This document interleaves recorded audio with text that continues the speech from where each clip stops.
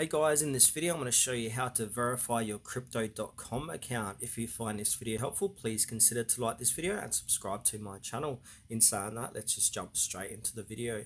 Alright, so what we first need to do is open up Crypto.com app on our mobile device.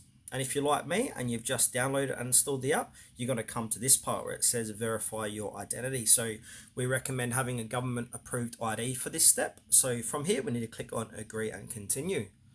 And now it's going to take you to this page here. It says select the document type to proceed with. So where it says issuing country, choose your country from the drop down menu. So I'm in Australia. And now choose your document type. So you got driver's license, identity card, or passport. So for this demonstration, I'm going to do my driver's license and then I'm going to click next. Now from here, it's going to open up a new page where it says position the front of your document in the frame. So now I'm going to scan the front of my ID card and then take a photo. And now from here, we need to position the back of your document in the frame. So just follow along the steps as they tell you to.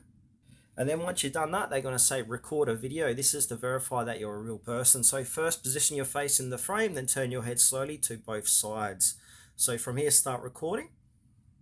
From here, you might get this page here. It says allow microphone access. So we need to go ahead and enable microphone. And then it will say uploading media. Please wait a little longer for the task to finish. So just wait a few moments for them to do their thing. And then it will say processing documents. And then from here, it will say we're on it. Our team is hard at work reviewing your documents. You'll receive an email notification once you have been approved. So I think from memory, this takes around anywhere from 5 to 10 minutes up to a day. So just, yes, be patient and let them do their thing. And keep an eye out on your emails to see if you are verified on Crypto.com. If you got any issues, they'll reach out to you and they might make you do those steps again. But if you've done them correctly, you shouldn't need to.